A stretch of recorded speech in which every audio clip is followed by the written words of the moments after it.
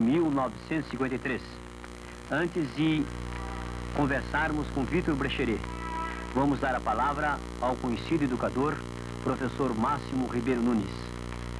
Eu desejo apenas dizer a Victor Brecheret, certo de interpretar os anseios da alma popular, que o povo de São Paulo não contém o seu júbilo pela inauguração do Monumento às Bandeiras no próximo dia 25 de janeiro, a maior massa de granito do mundo, monumento que simboliza a epopeia dos bandeirantes, mas que é também de todos nós, porque é o monumento da raça brasileira.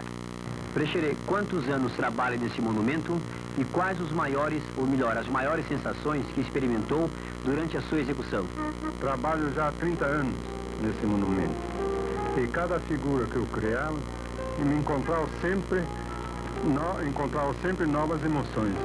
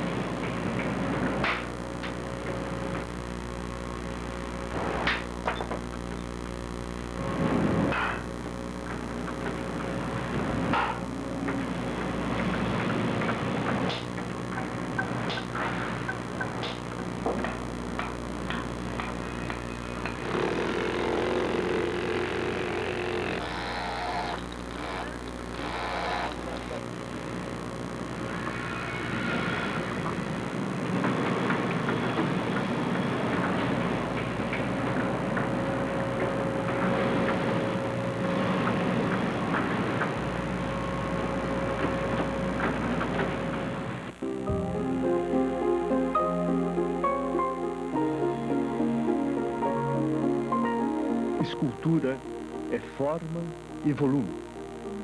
Ela não representa um espaço. Ela é o espaço que ocupa. Só nos apossamos da escultura quando a visualizamos de todos os ângulos. Temos que rodeá-la, tocá-la, se possível, para que a sua tridimensionalidade seja integralmente captada.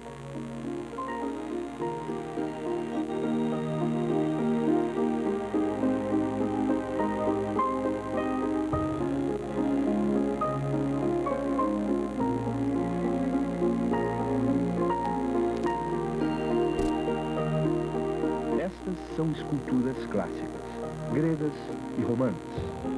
Michelangelo é uma expressão maior da arte clássica. A partir da arte clássica, grandes escultores se lançaram às mais ousadas criações.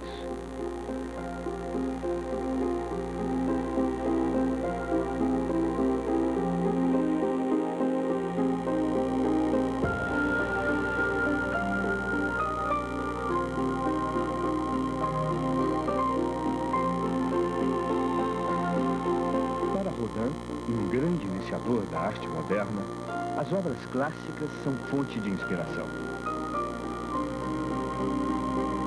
Diz ele em carta ao escultor Burdelli: a minha liberação do academismo se deu a partir de Michelangelo.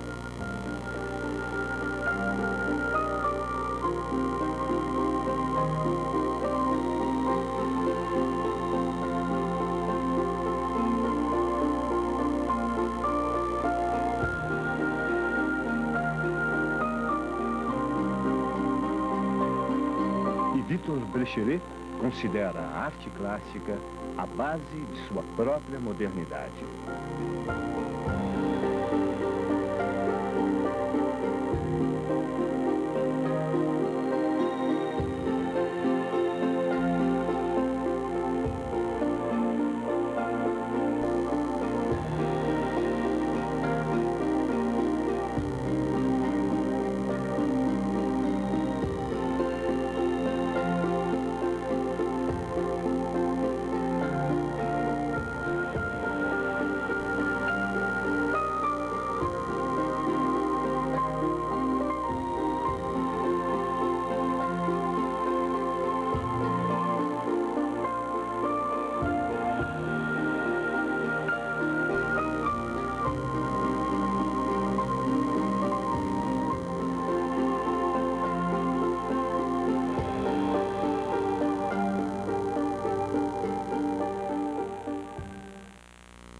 Brecheret nasceu em 1894 e ficou órfão muito cedo.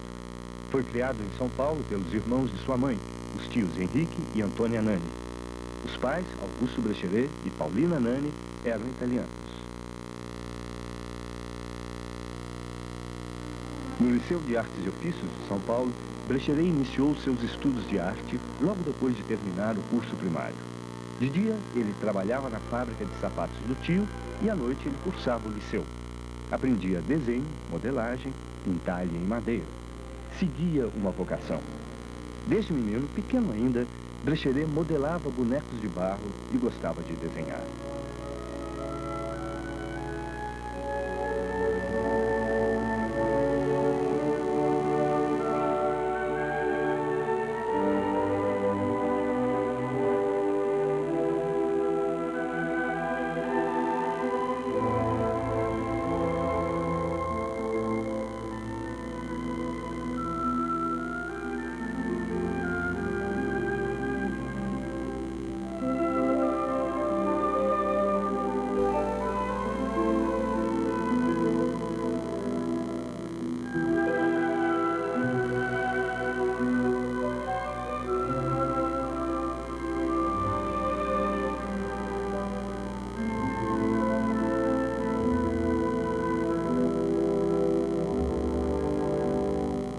O rumo de sua vocação só se define forte para ele quando encontra na calçada molhada de chuva, num recorte de jornal, a reprodução de uma escultura de Rodin. Ficou encantado. Era isso. Estava aí o que ele realmente queria. Queria ser escultor.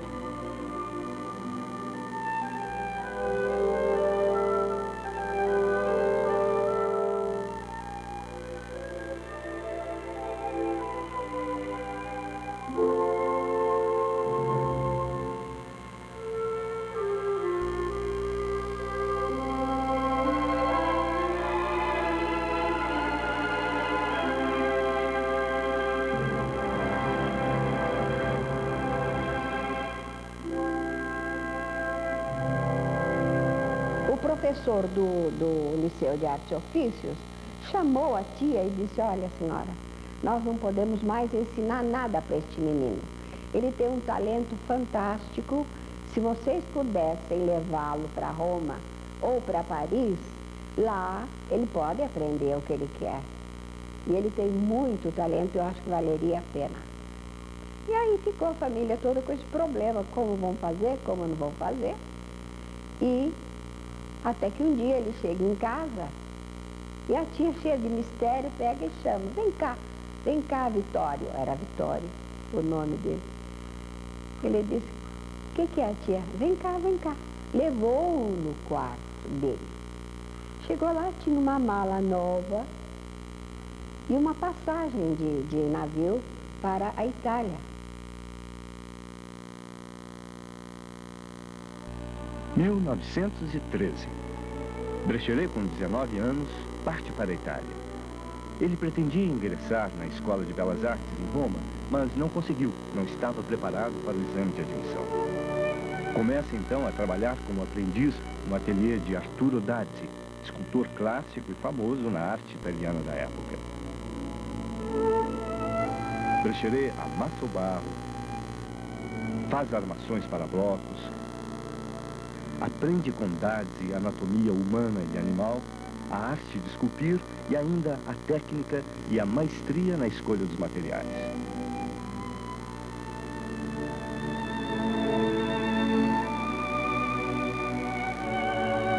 Além de desenhar, Brecheret também esculpia num cantinho do ateliê.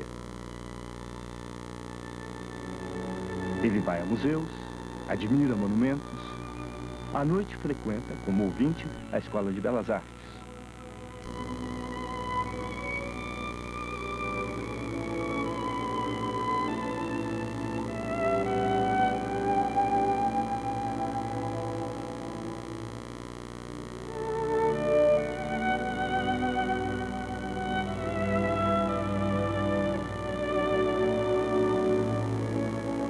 Visita ateliês. Procura aprender com a arte de escultores famosos. Bourdelle, grande mestre na época,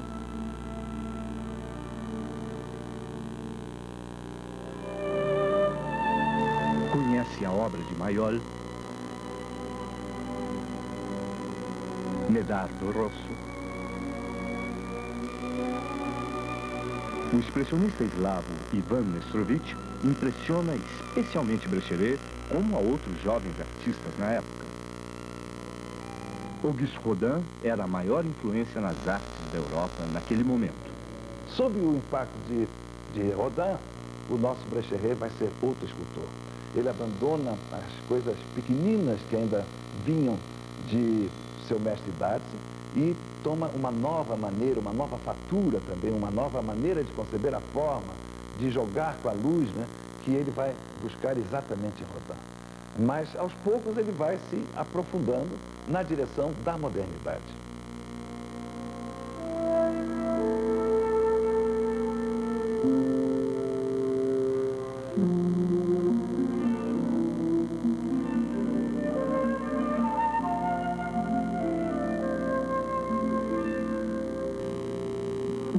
Brecheret sofre com as dificuldades da guerra, mas já conseguira se instalar em seu próprio ateliê, na rua Vendramini 22.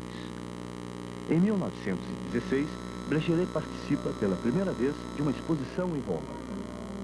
Sua peça, Despertar, é sucesso de crítica e tem repercussão no Brasil.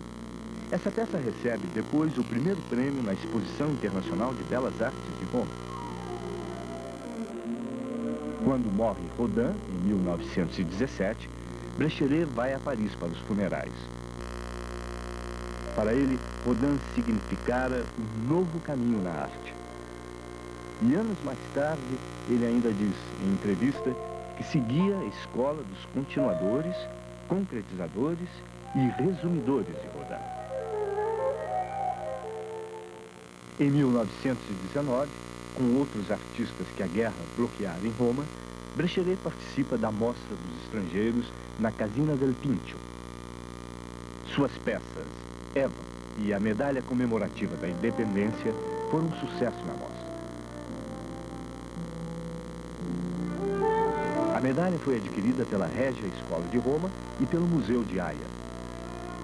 Nessa época, Brecheret só pensava em voltar.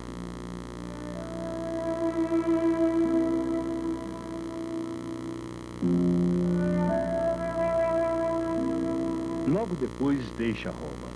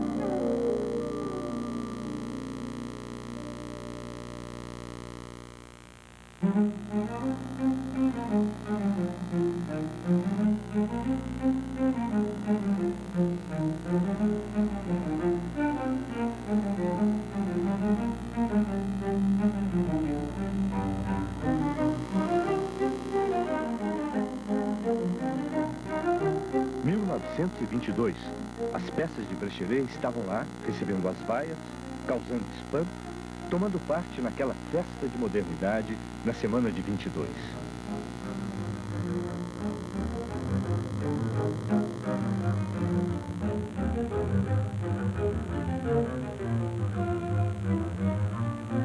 A vitória?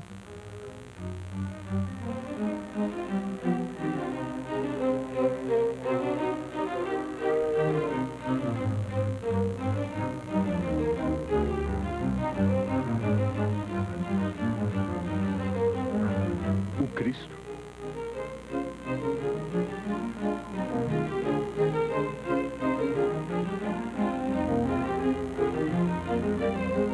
O ídolo.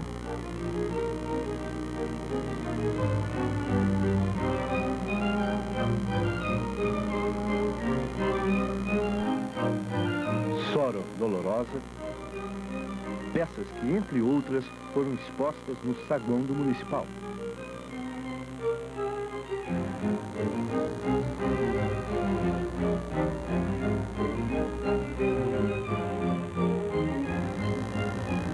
De novo em São Paulo, Vitor Brecheret instalou seu ateliê no Palácio das Indústrias, ainda em final de construção, numa sala cedida por Ramos de Azevedo, seu antigo diretor no Liceu de Artes e Ofícios. Foi lá que eles o encontraram.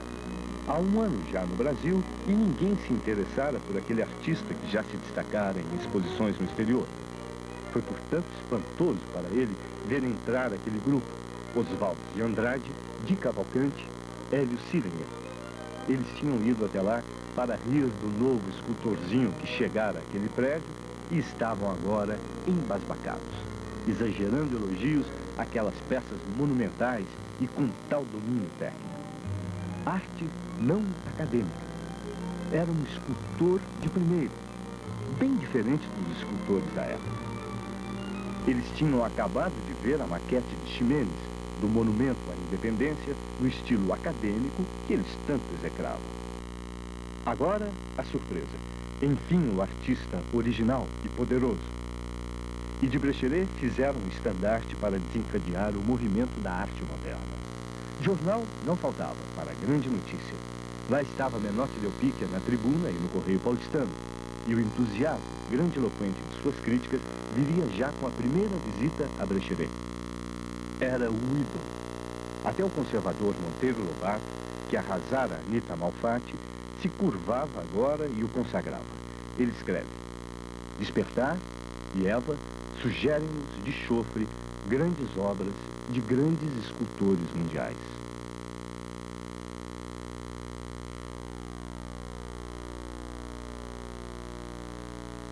Nucleados em torno da arte pujante de Brecheret, de difícil contestação, os modernistas iam tecendo as teorias da nova estética. Até indiretamente, Brecheret serve à causa do modernismo. Conta Mário de Andrade que, ao chegar em casa com o Cristo que acabara de adquirir, sua tia, horrorizada, considera um sacrilégio o Cristo de trancinhas. Indignado, ele vai para o quarto e, num ímpeto de revolta, diz ele, escreve um título em que jamais pensara: Pauliceia Desvairada.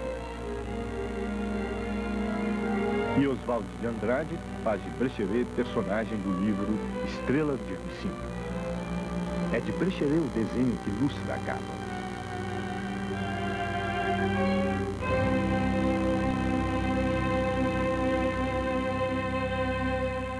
Desde 1919, o Brasil vivia um clima de nacionalismo exacerbado em torno das comemorações do centenário da independência.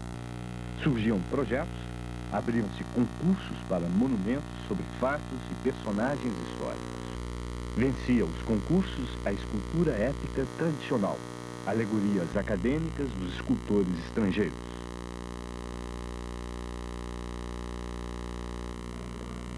Menotti Delpicchia, Oswaldo de Andrade e Monteiro Lobato são incumbidos por Washington Luiz, presidente do Estado, de formarem a comissão para a realização de um monumento às bandeiras que seria o símbolo de São Paulo nesses festejos cívicos.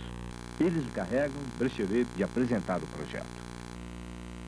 A maquete é exposta ao público em 28 de julho de 1920, na Casa Byington, na rua 15 de novembro.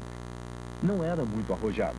Apresentava alegorias e traços do expressionismo de Mestrovitch, mas era uma escultura modernista. Elogiada por Washington Luiz, que compareceu à exposição, e pela maioria da crítica, o projeto, entretanto, é engavetado por problemas surgidos na época. Decepcionado, Brecheret oferece a maquete ao governo do Estado, que a aceita e a entrega à Pinacoteca Pública. Estava começando para Brecheret e o Monumento às Bandeiras uma epopeia que duraria 33 anos.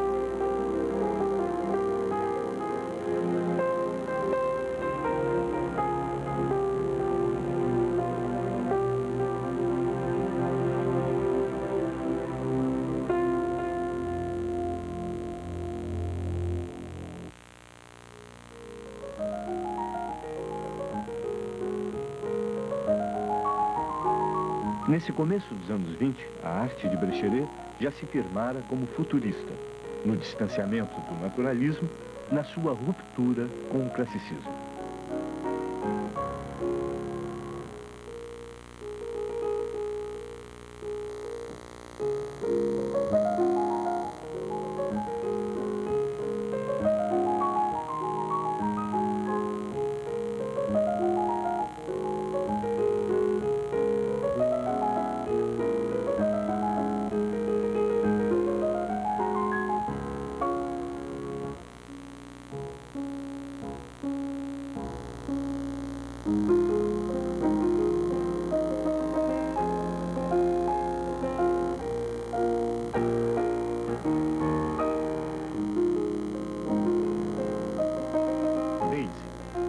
Brecheret a esculpiu guiado pelas lembranças de Oswaldo de Andrade, lembranças do rosto da companheira com quem Oswaldo se casara in extremis.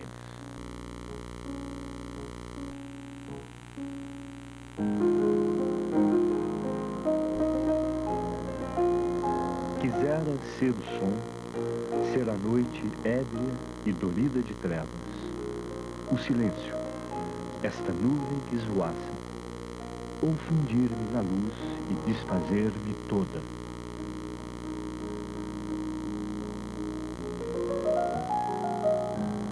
São versos de Francisca Júlia. Em 1920, Brecheret faz a estátua, uma homenagem do senador Freitas Vale à jovem poetisa que morrera naquele ano em circunstâncias trágicas.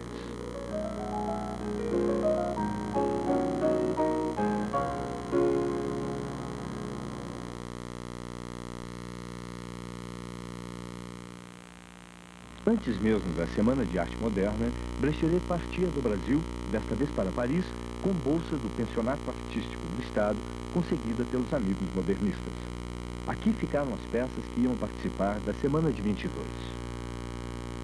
Nessa época, o cubismo não era mais uma força viva, já se atenuara e se transformara na Art Deco. Na arte de Brecheret, a contaminação pelo estilo da época, o abandono da sua forma expressionista próxima de Mestrovitch.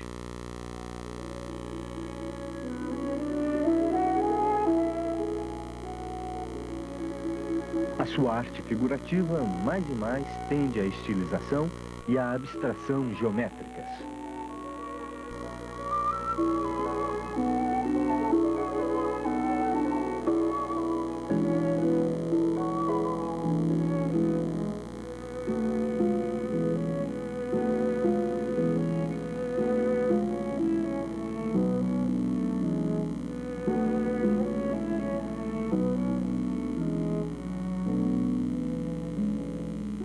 Ele vai sentir muito de perto a influência dos estilos que estão se desenvolvendo em Paris, que é então o centro da atividade artística mundial, e vai assimilar aquilo que ele vê mais pertinente com a sua própria personalidade. O grande estilo que nós vamos ver repercutindo nesse momento, certamente, é o Art Deco, que é uma arte que, de certo modo, é assim a diluição do cubismo, né? O cubismo já não mais considerado ou não mais observado enquanto força expressiva, criadora, mas como vamos dizer, como um expediente de que lançaram mão os artistas para passarem numa estilização agradável, sensível, mas principalmente agradável, né? A tendência de alguns escultores do Art Deco é reduzirem a grande escultura ao bibelô. Isso nunca de fato aconteceu com Brecheret, porque a estilização em Brecheret era acompanhada de uma tendência natural ao monumental. Brecheret sempre teve uma monumentalidade que falta ao simples criador de bibelôs, né?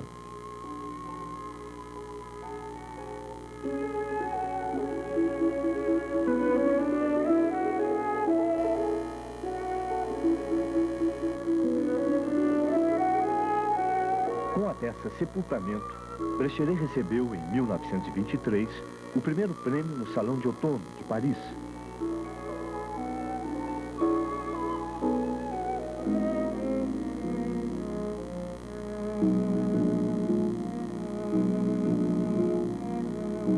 Teve teve que submeter sua obra às medidas de 60 centímetros de largura e 4 metros de comprimento, adequadas a um determinado conjunto arquitetônico de acordo com as normas da mostra. Dentro desses limites, Brecheret executa sua obra, que muitos consideram a sua obra-prima.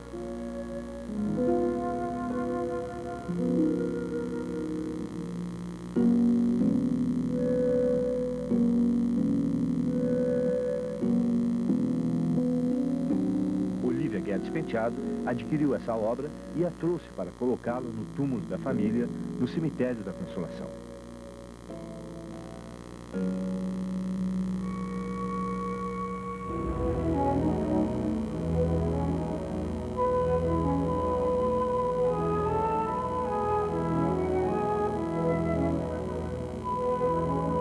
Em Paris, Brecheret convivia com Bourdelle, frequentava o ateliê de Brancusi, a quem for apresentado por Tarsila do Amaral. Era amigo de outros escultores famosos, de pintores, como Léger, do poeta Blaise Cendrars. Viveu em Paris um grande amor. Simone Bordin foi sua companheira e incentivadora durante os 15 anos que ele passou na França. Convivia com os amigos brasileiros, Rego Monteiro, Anita Malfatti, Antônio Gomide, Tarsila do Amaral, que se encontravam em Paris. Tarsila descreve em artigo como vivia Brecheret na rua Vercingetorix, número 52. Um grande e velho portão quase em ruínas. No interior, enfileiravam-se num beco estreito e longo os ateliês térreos. E conta que num desses ateliês, no de número 20, era onde Brecheret trabalhava, era onde comia, onde dormia, onde recebia. O aquecimento